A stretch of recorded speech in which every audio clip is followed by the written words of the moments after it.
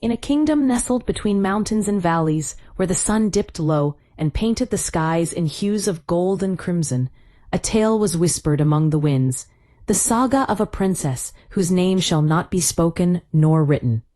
This was the fourth book of legends, a testament to her journey through joy and sorrow, an odyssey that began like all the others in the soft embrace of childhood innocence.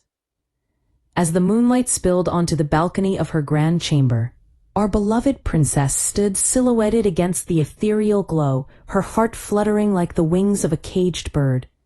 The world beyond her castle walls was a tapestry of dreams and whispers, but tonight it was alive with unexpected passion. A handsome young prince, cloaked in mystery, stepped forth from the shadows, and their lips met in a kiss that felt like the first breath of spring after a long winter. In that fleeting moment, she was awakened, not just to the sweetness of love, but to the tempest of emotions that swirled within her like a blooming storm. A wave of warmth surged through her, igniting a fire in her heart that she had never known.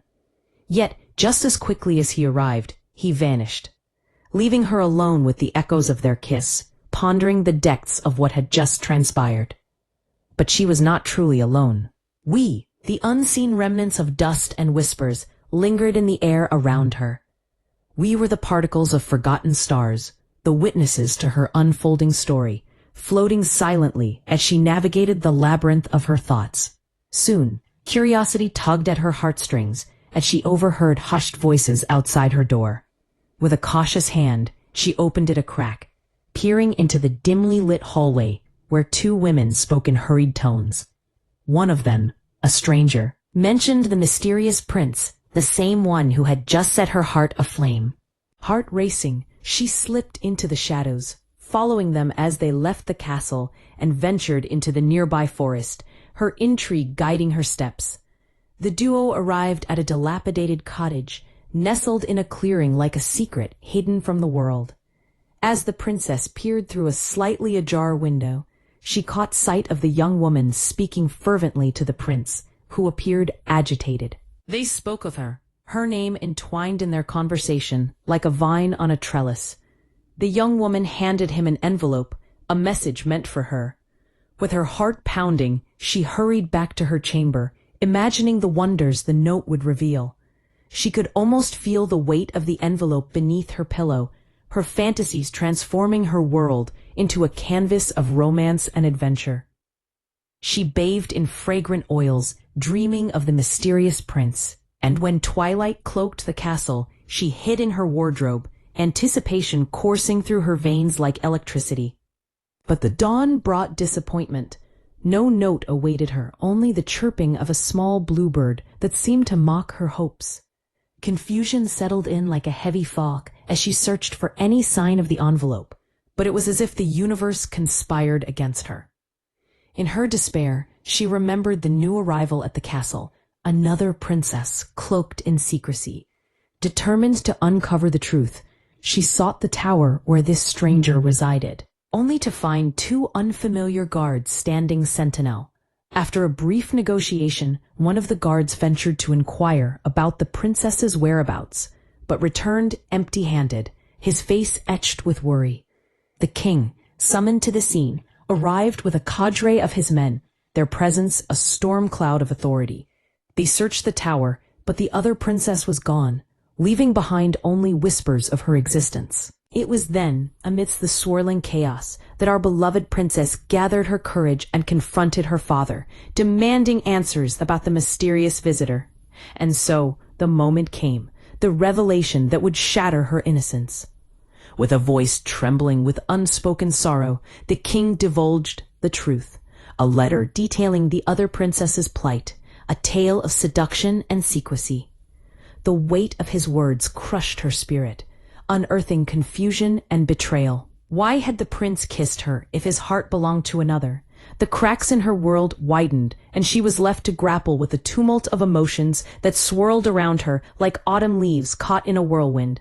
As hysteria threatened to consume her, she washed her face, scrubbing her lips as if to erase the kiss that was once a sweet memory but now felt tainted. In the solitude of her chamber, the haunting echoes of her innocence shattered. she turned to her lute, pouring her heart into a melody of sorrow and longing. Each note resonated with the ache of lost dreams and the longing for what could never be.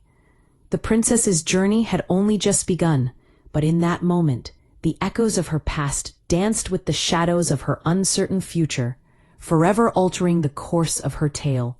And she would always remain in the hearts of those who loved her, our beloved princess. In a land far away, where the trees whispered secrets and the rivers sang lullabies, there lived a prince, cursed with an appearance that could chill the heart of the bravest warrior. His name was Aelric, the ugly prince, and though he bore the weight of his deformities like a shroud, he was promised in marriage to the radiant princess Ilara. The sun shone brightly on their wedding day, illuminating the grand hall where hope and expectation thrummed in the air. Yet, when Princess Ilara laid her eyes upon her groom for the first time, a gasp of horror escaped her lips, and she recoiled as if struck by a venomous snake. "How could my parents do this to me?" she thought, her heart pounding like a war drum. With a fierce defiance, she declared, "I will not marry this monster." Her words sliced through the stillness, echoing off the opulent walls as Aelric, humiliated and enraged, fled the altar. He stormed into the depths of the dark forest nearby, each step heavy with shame, cursing the heavens for his plight. The trees loomed around him like ancient sentinels, their gnarled branches reaching out as if to comfort him. Eventually, wearied from his anguish, Aelric collapsed beneath an old oak, its twisted roots curling protectively around him. He drew out a knife, the blade glimmering ominously in the dappled sunlight, ready to end his torment. But in that moment, he faltered. Courage eluded him like a fleeting shadow, and instead he cried, a flood of tears escaping the confines of his tortured soul. As he howled into the silence, a strange presence stirred nearby. Slowly, Aelric wiped his eyes and stared into the underbrush, where an old woman emerged, dressed in flowing black, her basket brimming with mushrooms, flowers, and oddly, a dead animal. They locked eyes, two souls adrift in a world that held little love for them. "Why are you looking at me?" Aelric asked, his voice a mixture of defiance and despair. The witch's voice was gravelly, yet laced with a hint of amusement. "I am waiting to see if you are something useful." Perplexed, Aelric inquired further, prompting her to reveal her identity. "I am a witch," she declared, and his heart raced with both fear and curiosity. "Are you going to kill me and use my parts for spells?" he asked, half mockingly. "No, dear prince, I have something far more intriguing in mind," she replied, a spark of mischief dancing in her eyes. As the old woman listened to Aelric's tale of sorrow, she felt a flicker of sympathy. She offered him a glimmer of hope. Though she could not break the curse that shrouded his face, she could craft a facade. With her magic, she would cloak him in an illusion of handsomeness, allowing him to be seen as he wished. Yet, the truth would remain visible only to him, a constant reminder of his reality. Moreover, she promised him powers of stealth and a potion embedded in his saliva, one that would mesmerize those he kissed. With this newfound power, Aelric could approach a princess, enchant her, and perhaps even force her to love him, believing him to be someone he was not. Aelric, blinded by longing and desperation, agreed to the witch's terms, signing a contract in blood. Each night, as her spells wove their enchantments, he became enmeshed in a bitter cycle of passion and deceit. Days turned into weeks, and soon it was time for him to seek the princess who had spurned him. His heart was twisted with fantasies of revenge, each more malevolent than the last. He arrived at the castle, now cloaked in an alluring mystery, his demeanor alluringly charming. He requested an audience with the royal family, masking his true intentions with flattering words and grand stories of his travels. The queen, sensing an unexpected attraction, urged her daughter to meet him. But Princess Ilara, wise beyond her years, sensed the deception lurking beneath his handsome facade. In her defiance, she declared her intention to become a nun, cutting off his hopes at the root. Elric raged, his heart a storm of anger and despair, and he left the castle, vowing that he would find another princess to ensnare, collecting treasures along the way to enhance his dowry. As he wandered, bitterness bloomed in his heart like a poisonous flower. Yet there was a flicker of something deeper. Perhaps it was the witch's magic, or a glimmer of his own humanity, but the thought of true love began to tease the edges of his mind.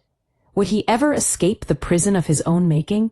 Or would he forever be trapped in a cycle of manipulation, lost in the dark shadows of his cursed existence?